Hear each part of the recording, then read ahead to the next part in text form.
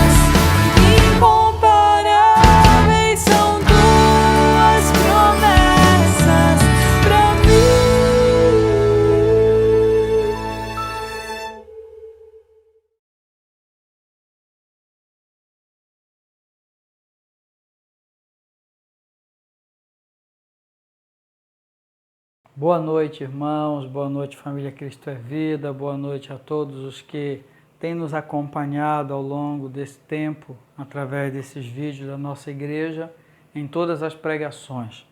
Bem, hoje eu quero compartilhar com vocês, na verdade, continuar compartilhando com vocês a carta de Paulo aos Efésios. Nós vemos estudando essa sequência, tanto na EBD quanto em alguns cultos, com exceção de culto de missões, culto de ceia, aí nós abordamos outros temas.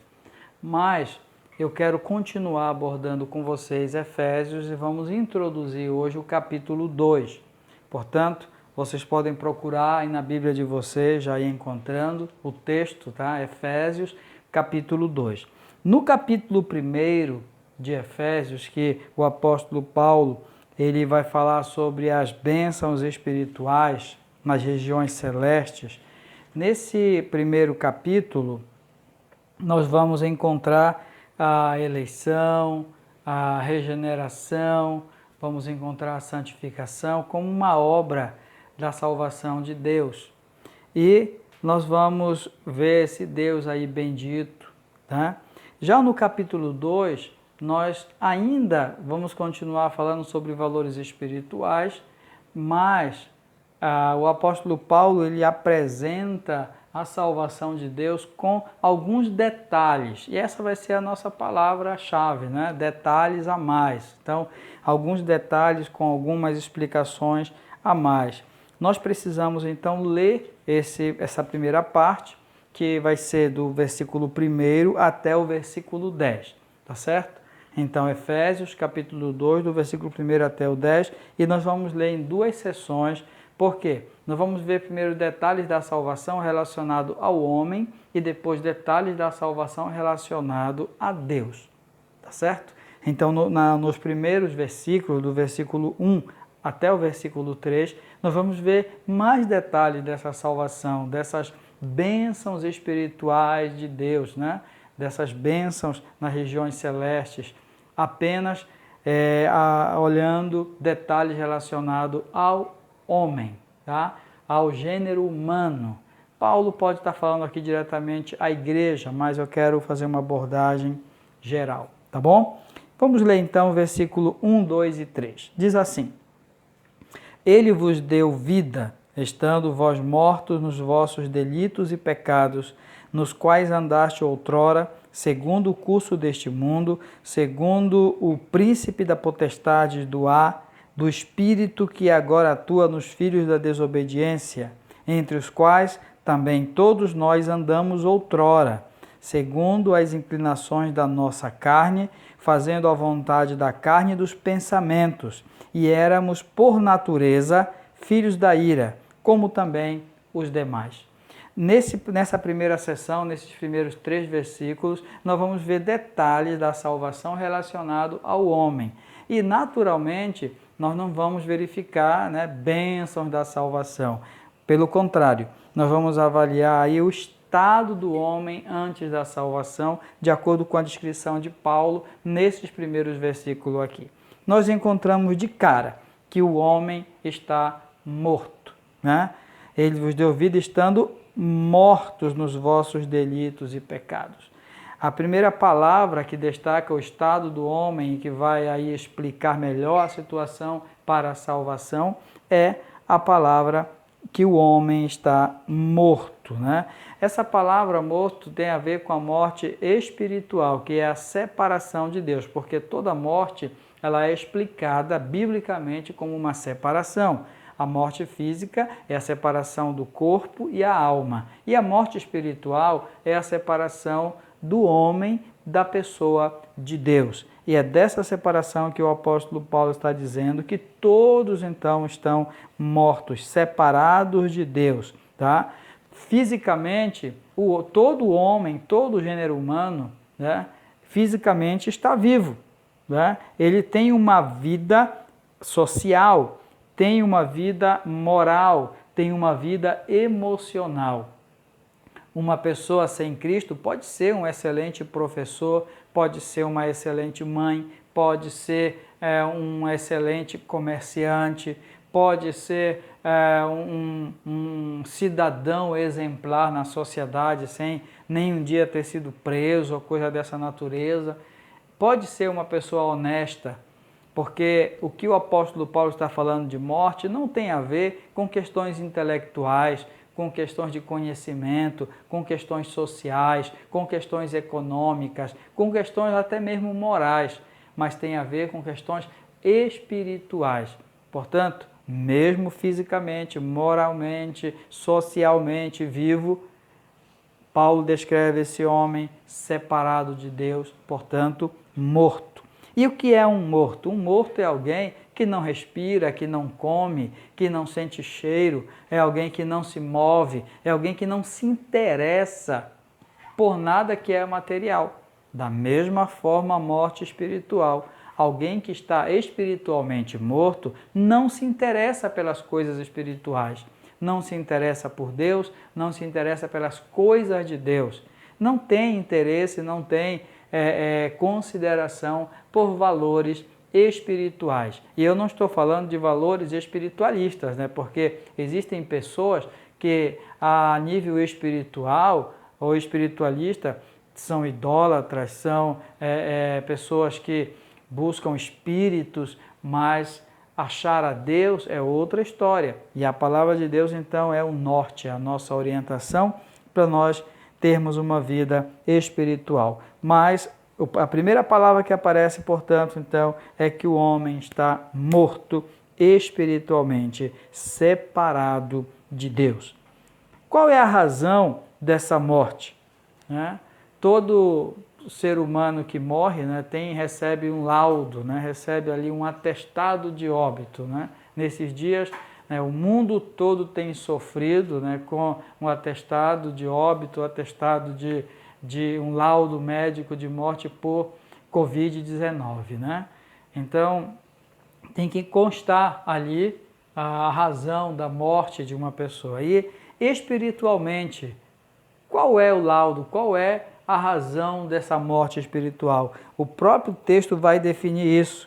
Estando vós mortos nos vossos delitos e pecados. Então, a razão, né, da morte, Hernandes Dias Lopes, comentando esse texto, ele vai dizer como se o mundo fosse um grande cemitério e em todas as lápides tivesse a mesma frase, né? Morto por causa do pecado. Morto por causa do pecado. E é interessante observar pecado de uma forma generalizada, porque não é aqui um pecado específico, a mentira, a inveja, o adultério, o roubo, a violência, não. Mas é o pecado de maneira geral. Tanto que essas duas palavras que aparecem aí, mortos nos delitos e pecados, elas dão um sentido genérico ao pecado. Por quê? Uma delas significa simplesmente, né, errar o alvo. Né? Palavra pecado, errar o alvo. E esse alvo significa os padrões elevados de Deus.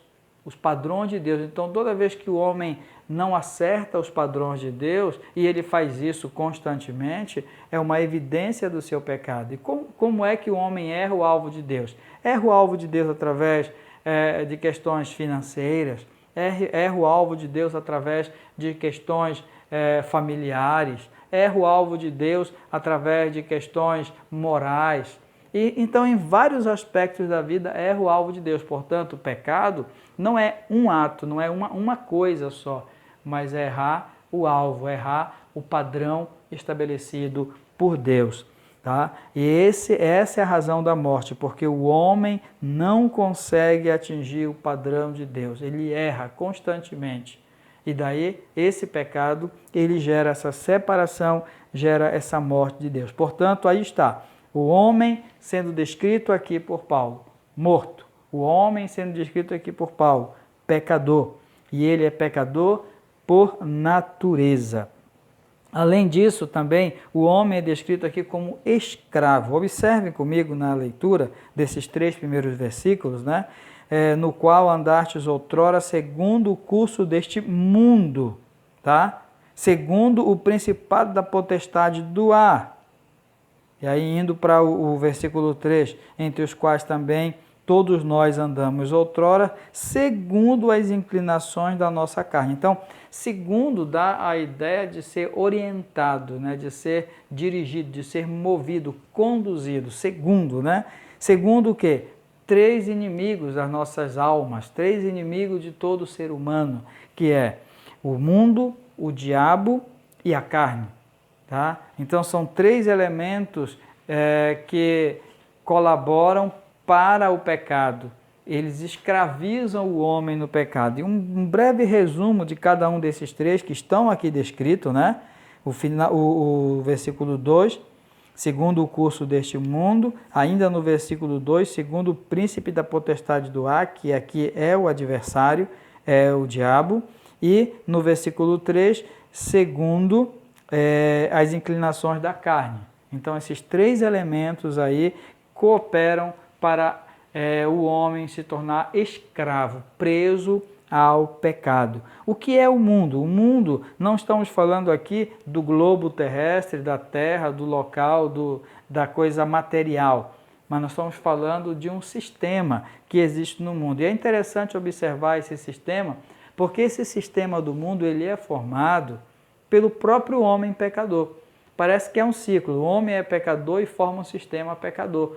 Aí o sistema pecador torna o homem pecador. Aí o homem é pecador, transforma esse pecado em um sistema. Então, as pessoas, o conjunto desses pecadores no mundo, torna um sistema pecaminoso, que nós chamamos de mundo, tá? Que nós então chamamos de mundo. E ele está evidenciado aí através da violência, da injustiça, né? Através das discriminações sociais, étnicas, né? Então, são evidenciados em um sistema, em um padrão que opera neste mundo. O diabo é um ser espiritual, criado por Deus, mas que caiu em desgraça, caiu em pecado e, portanto, ele se tornou inimigo de Deus e inimigo da criação de Deus, tá? Ele é o patrono da desobediência, diz aí, os filhos da desobediência, né?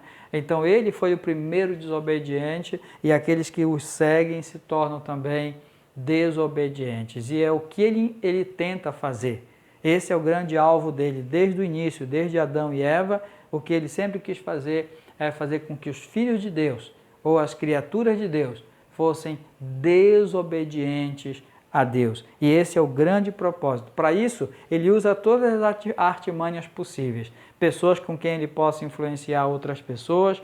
Ele usa a mentira, a sua dissimulação, que é uma das grandes armas que ele tem, o engano, e através disso, então, ele torna pessoas desobedientes a Deus. A carne, que é a nossa natureza pecaminosa. Observe que a carne não diz respeito ao nosso corpo físico, embora o nome seja carne, mas quando eu falo assim, a carne é fraca, não está dizendo que é questão física meramente, não. Está falando de algo que é intrínseco, que faz parte da natureza pecaminosa, como se diz, né? O homem, ele peca porque ele é pecador.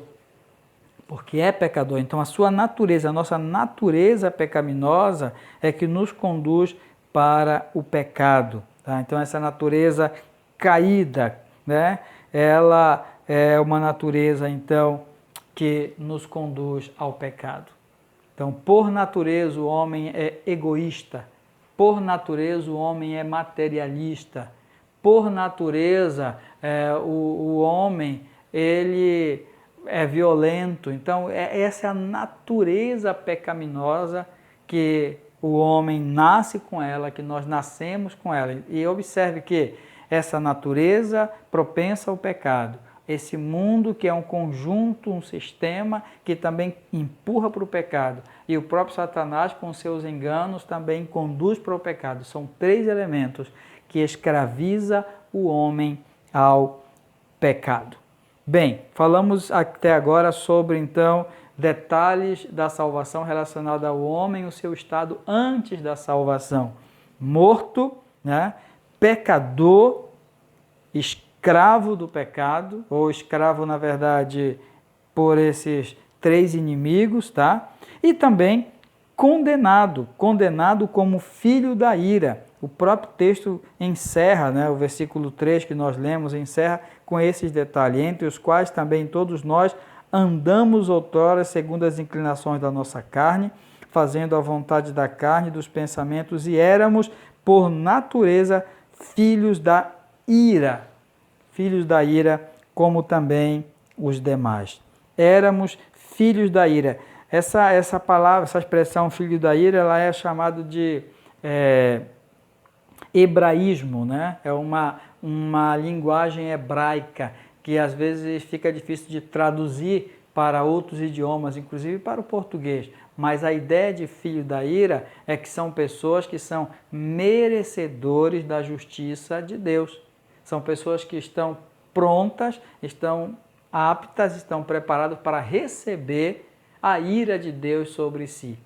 Então, se a ira de Deus cai sobre essas pessoas, elas não têm nenhuma razão de dizerem que Deus está errado. Então, as pessoas que, mortas espiritualmente, pecadoras, né, separadas por causa do pecado, escravas do mundo, do diabo e da carne, essas pessoas estão condenadas porque são filhos da ira, são merecedores de uma condenação de Deus, são merecedores de uma condenação justa de Deus. Então, esse é o estado do homem. Vamos pensar agora um pouco alguns detalhes sobre Deus nesse processo da salvação. Muito bem. No início do texto diz que Ele nos deu vida. Então já está falando sobre que no processo da salvação Deus nos deu vida. Mas eu quero ler com vocês a partir do versículo 4, que é onde vai estar mais falando sobre a pessoa de Deus. Versículo 4 até o versículo 10.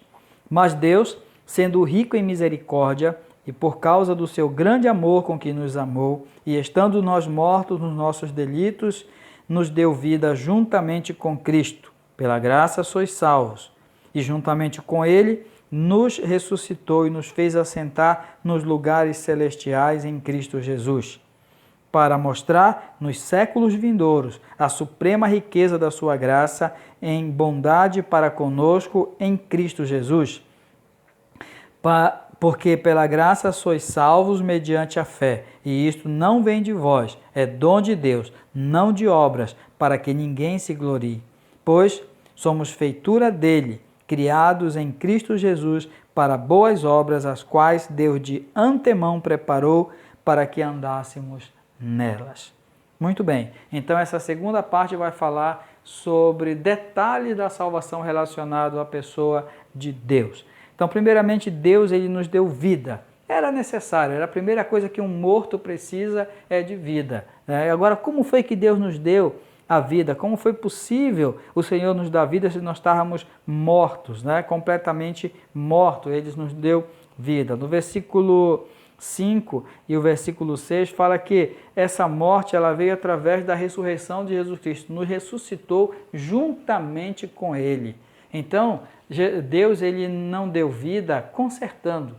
Deus não deu vida ajustando. Deus não nos deu vida assim, dando um jeitinho no ser humano. Foi vida mesmo, foi completo, ou seja, estava morto e precisava de uma nova vida. Então Jesus, naquilo que ele ressuscitou dentre os mortos, isso valeu como uma ressurreição para nós espiritualmente falando.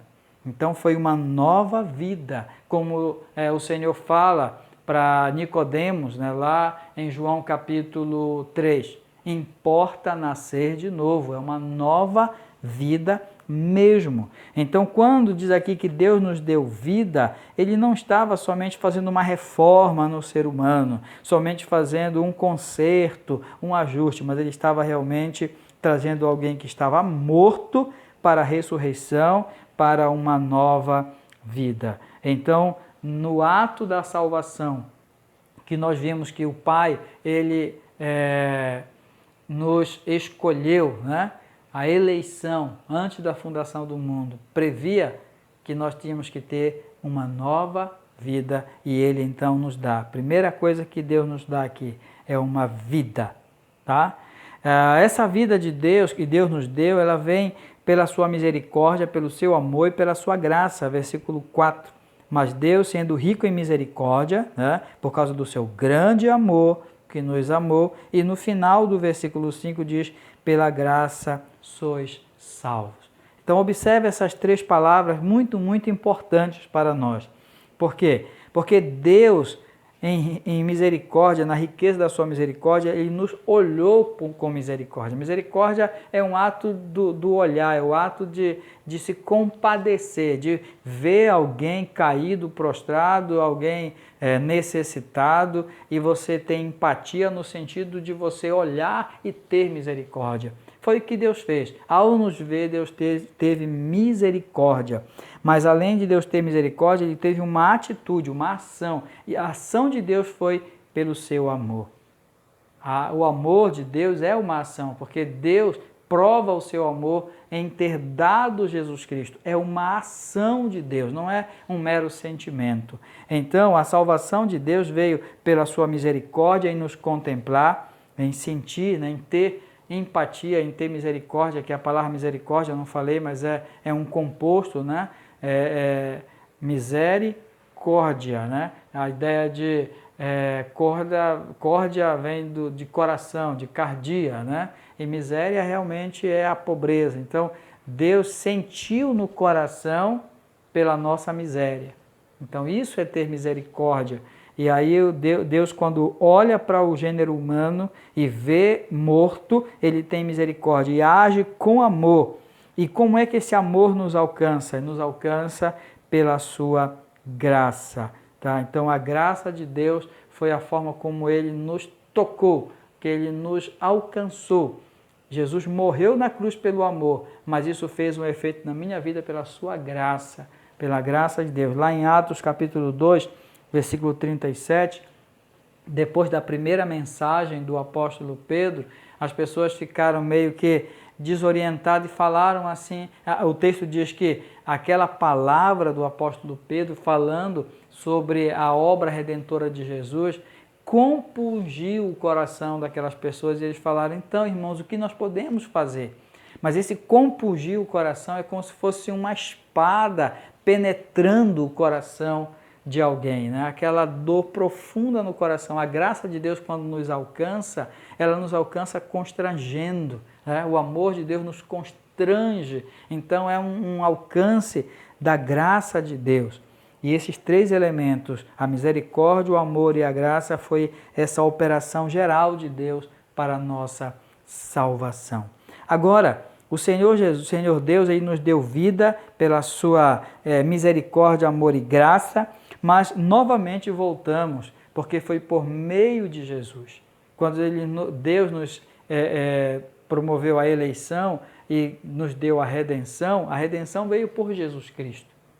É o meio de Deus, é Jesus Cristo. Observem comigo no texto que nós estamos lendo aí, o final, tá, desses versículos que nós lemos a partir aí do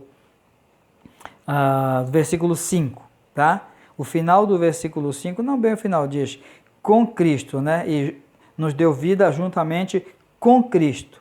O final do 6 diz, nos lugares celestiais em Cristo Jesus. O final do versículo 7 diz, para conosco em Cristo Jesus.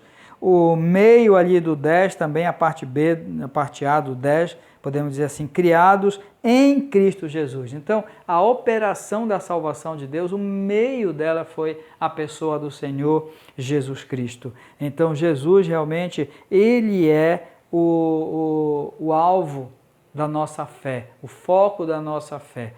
Nós só podemos ser salvos em Jesus Cristo. Ele é o único caminho, Ele é o caminho de Deus para a nossa salvação, em Jesus Cristo, tá? Então, o próprio texto ele define que não são pelas obras, né? Não é, aqui o próprio texto diz, né? Não de obras, não pelas nossas obras que nós somos salvos. Então, já tira aí uma ideia de que as pessoas podem ser salvas através da sua bondade, através da sua generosidade, através da sua santidade própria, né, independente de Deus. Não. E nem só pelas obras, mas também não somos salvos pelos ídolos, não somos salvos por nenhum tipo de espírito, não somos salvos na busca, né, de qualquer elemento fora de Jesus. Somente Jesus. Ele disse, eu sou o caminho, a verdade e a vida, ninguém vem ao Pai senão por mim. Então, O meio de Deus é a pessoa do Senhor Jesus Cristo. Tá? E, finalmente, nós vemos aqui que esse Deus que deu vida, esse Deus que deu vida pela sua misericórdia, amor e graça, que deu vida através de Jesus Cristo, ele fez isso para a sua glória. Paulo vai constantemente repetir isso aqui nessa carta, mas não é demais nós referirmos, porque está aqui nesse conteúdo. O versículo 7 e o versículo 10. Para mostrar nos séculos vindouros a suprema riqueza da sua graça em bondade para conosco em Cristo Jesus. Ou seja, o propósito de Deus na salvação era mostrar, tá? Nos séculos vindouros, que aqui também no texto do capítulo 1, nós vemos também essa mesma ideia de século vindouro, nós vimos também isso já. E a ideia de século vindouro é a ideia realmente da nossa eternidade com Deus, né? De sair desse mundo e ir para estar com o Senhor. Então, no século vindouro, na eternidade, isso vai redundar em glória. O que vai redundar em glória para Deus? Mostrar no século vindouro a suprema riqueza da sua graça. É o louvor da glória da sua graça que nós já falamos. Então, essa graça que é um feito de Deus, que é uma obra de Deus em Cristo Jesus, um dia vai ser louvada, vai ser glorificada. Tá? Então, Deus quer com a nossa salvação ser glorificado na eternidade, no século vindouro. Na eternidade, Deus então será glorificado. No versículo 10... que eu quero chamar a atenção para esse segundo momento agora, pois somos feitura dele, criado em Cristo Jesus para as boas obras, as quais Deus de antemão preparou para que andássemos nela. Então observe comigo que essa glória que o Senhor recebe não é só na eternidade, mas é agora também. Agora. E Deus preparou na eternidade as boas obras para que agora nós praticássemos, agora nós vivêssemos. E Deus ele é glorificado também. Deus é glorificado através das nossas boas obras. Não quero deixar aqui a ideia de que as boas obras vão nos salvar, porque o texto até fala que ninguém será salvo pelas boas obras, mas nós somos salvos para as boas obras. Obras que Deus preparou de antemão para que nós andássemos nela. E se você continuar comigo na sequência desse estudo, aqui no próprio texto de Efésios, na própria carta de Efésios, quando nós entrarmos nos textos práticos, principalmente a partir do capítulo 4, nós vamos ter uma série de descrição de obras que Deus espera que nós façamos. E aí são seções da nossa vida.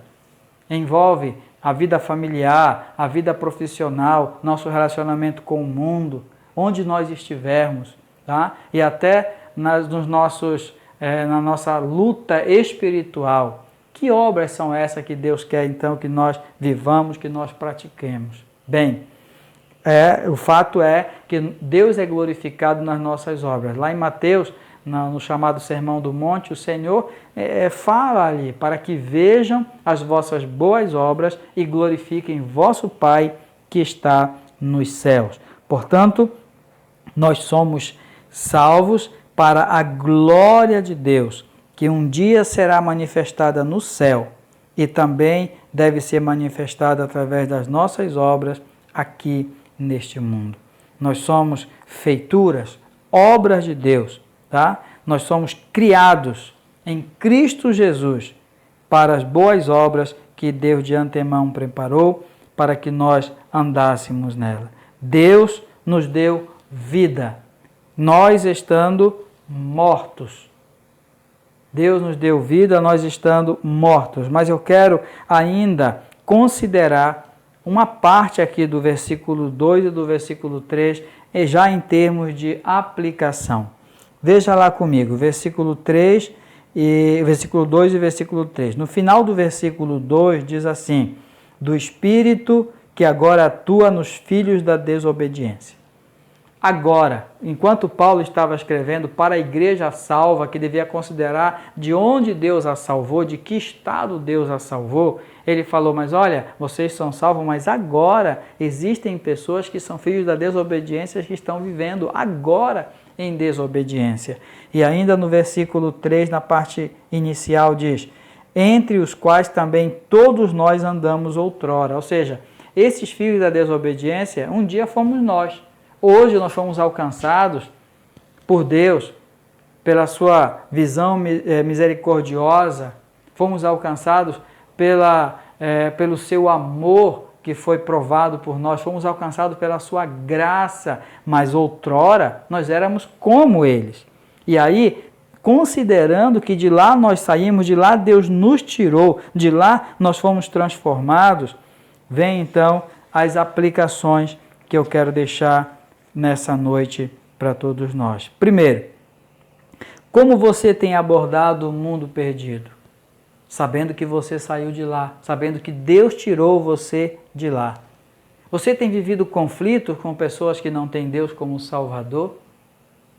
Ou você tem sido uma bênção através das boas obras que Deus preparou para que você vivesse? Você tem se sentido magoado com pessoas do mundo porque pecam contra você ou simplesmente porque pecam? Você tem tristeza? Você tem se sentido injustiçado? Você tem vivido conflitos com as pessoas do mundo? Como tem sido isso para você? E agora? E nós, salvos em Cristo Jesus? Você reconhece a salvação que Deus lhe deu como um milagre de alguém que estava morto e que foi ressuscitado? Você percebe essa bênção da salvação que Deus lhe deu? Ou será que você, como aquelas pessoas que sofrem de alguma enfermidade, vão para o hospital, chegam lá, são medicados e quando voltam bem já até esquecem? Ou fazem uma cirurgia gravíssima, são cortados, fazem uma cirurgia, mas passam alguns meses, sobem no telhado ou fazem uma outra coisa, jogam futebol, como se nunca tivessem sido operados, talvez de uma coisa assim drástica. Esquecem. Como é você, a sua mente, o seu coração com relação à salvação de Deus? Considere isso, porque lembre que o apóstolo Paulo, ele ora para que os irmãos lembrassem, para que os irmãos soubessem, para que tivessem conhecimento dessa salvação em Cristo Jesus. E por último, você percebe o plano eterno de Deus neste mundo? Percebe esse plano eterno de Deus que tem alcançado você? Ou você vive de acordo com os seus planos? Deus tem um plano, boas obras para que você ande nelas. Em que obras você anda? Nas obras que Deus deixou ou que Deus preparou desde a eternidade de antemão, ou nas obras que você vive dia a dia? Talvez obras seculares, obras materiais, obras humanas, né? Como realmente você tem vivido esse mundo? Que você viva de acordo com as boas obras que Deus preparou desde os tempos eternos, para que hoje você viva nelas. Vamos orar. Senhor, nosso Deus e nosso Pai, muito obrigado pela Tua palavra, obrigado pelo desafio que nós temos de acordar, de nos despertar, de saber primeiramente que o Senhor nos tirou desse mundo e nos transformou, e nós devemos ser sensíveis e orar e nos importar por aqueles que precisam da mesma salvação que nos alcançou. Também, Pai querido, quero considerar nesta oração que estamos fazendo agora, que o Senhor fez um milagre, fez algo tão maravilhoso que vai ser glorificado pela eternidade, que é a nossa salvação. Ter nos dado vida quando estávamos mortos nos delitos e pecados e escravos deste mundo da carne e do inimigo. O Senhor nos deu vida e isso veio juntamente com Cristo, o nosso Salvador. Louvado seja o Teu nome. Obrigado, Pai, por tão grande salvação e ajuda-nos a vivermos nestes dias glorificando o Teu nome, com as obras que o Senhor preparou de antemão, honrando, amando, louvando, servindo, sendo fiel ao Senhor e vivendo, ó Deus, a obra que o Senhor preparou para nós desde a eternidade. Abençoa-nos assim, em nome de Jesus. Amém.